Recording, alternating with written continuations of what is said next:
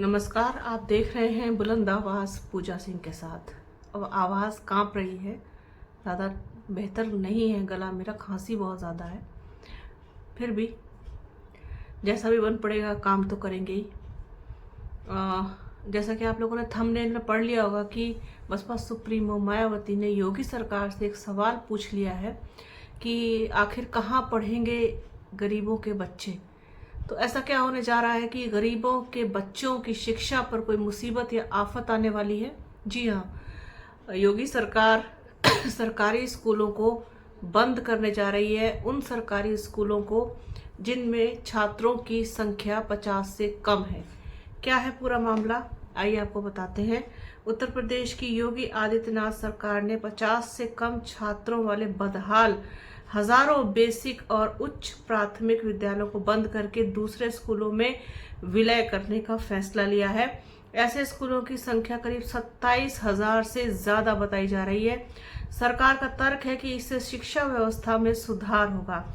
हालांकि यूपी सरकार के इस फैसले पर बहुजन समाज पार्टी की राष्ट्रीय अध्यक्ष व उत्तर प्रदेश की पूर्व मुख्यमंत्री मायावती ने नाराजगी जाहिर की है। उत्तर प्रदेश सरकार की तरह ही उड़ीसा सरकार के फैसले पर भी मायावती ने आपत्ति जताई है। बीएसपी सुप्रीमो का कहना है कि इससे गरीब बच्चों को शिक्षा कैसे मिलेगी। सरकार को ऐसे स्कूलों की हालत में सुधार करना चाहिए, न कि इन्हें बंद करके दूसरे स्कूलों में विलय कर देना चाहिए। बसपा सुप्रीमो मायावती ने कहा कि ये सरकार का जो फैसला है ये उचित नहीं है। उन्होंने अपने सोशल मीडिया प्लेटफॉर्म एक्स पर पोस्ट किया कि उत्तर प्रदेश सरकार का 50 से कम छात्रों वाले बदहाल 27,764 परिषदीय प्राथमिक और उच्च प्राथमिक विद्यालयों में जरूरी सुधार करके उन्हें बेहतर बनाने के उपाय करने की बजाय उनको दूसरे स्कूलों में विलय करने का फैसला उचित नहीं है। ऐसे में गरीब बच्चे आखिर कहाँ और कैसे पढ़ेंगे। उत्तर प्रदेश व देश के अधिकतर राज्यों में खासकर प्राइमरी व सेकेंडरी शिक्षा का बहुत ही बुरा हाल है, जिस कारण गरीब परिवार के करोड़ों बच्चे अच्छी शिक्षा तो दूर सही से शिक्षा भी नहीं पा रहे, उससे भी लगातार वंचित हैं। ओडिशा सरकार की तरफ से भी कम छात्रों वाले स्कूलों को बंद करने का फैसला भी अनुचित है। सरकारों की इसी प्रकार की गरीब व जन विरोधी नीतियों का परिणाम है कि लोग प्राइवेट स्कूलों में अपने बच्चों को पढ़ाने के लिए मजबूर हो रहे हैं। जैसा कि सर्वे से स्पष्ट है कि सरकार का शिक्षा पर समुचित धन व ध्यान देकर इनमें जरूरी सुधार करने की बजाय इनको बंद करना ठीक नहीं है। आपको बता दें कि उत्तर प्रदेश में बड़ी संख्या में ऐसे स्कूल हैं जहां पर बच्चों की संख्या न के बराबर है। सरकार की मिड डे मील योजना के बावजूद ऐसे स्कूलों में बच्चे पढ़ने नहीं आते हैं। इसी वजह से अब सरकार ने ऐसे स्कूल जहां पर बच्चों की संख्या कम है उन्हें ऐसे स्कूलों में विलय करने का फैसला लिया है जहां पर बच्चों की संख्या ज्यादा है। तो ये है पूरा मामला। और आप ये देखिए कि सरकारी स्कूलों में प्राथमिक विद्यालय हो या उच्च प्राथमिक विद्यालय, उनमें सरकारी शिक्षा का स्तर का क्या हाल है आप लोगों को बताने की ज़रूरत नहीं है। छात्रों की संख्या कम है। मिड डे मील जैसी बेकार की योजना, क्योंकि मैंने कभी भी मिड डे मील योजना का समर्थन नहीं किया।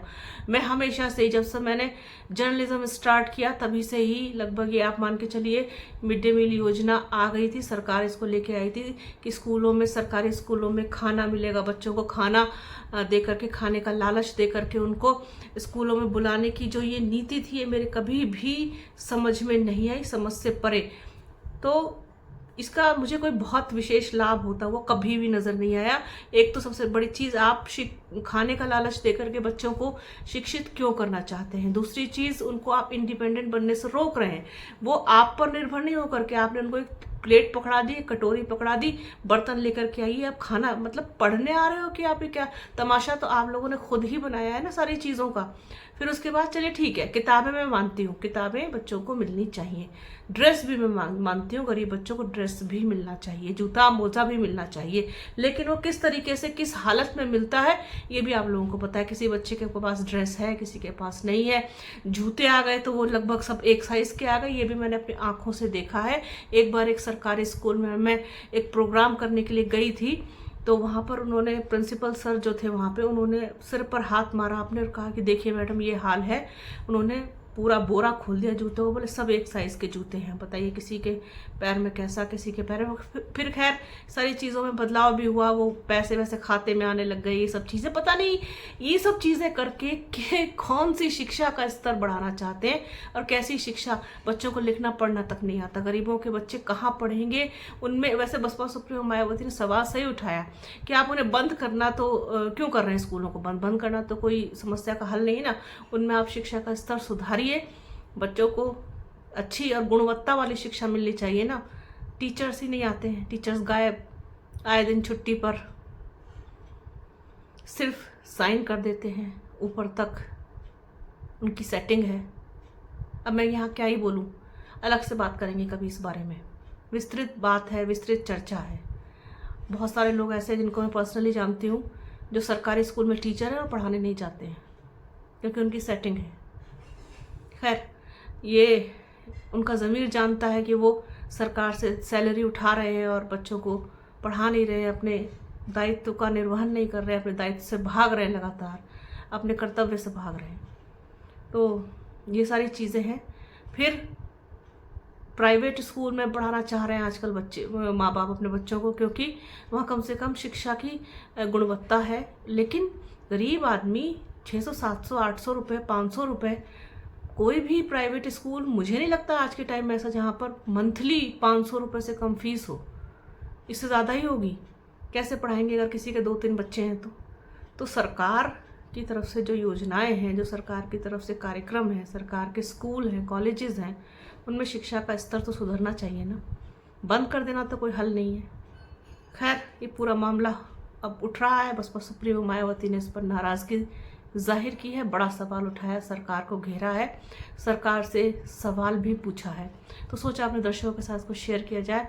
और प्लीज़ आवाज़ और गले की वजह से कोई गलती हुई हो तो उसके लिए बहुत बहुत माफ़ी।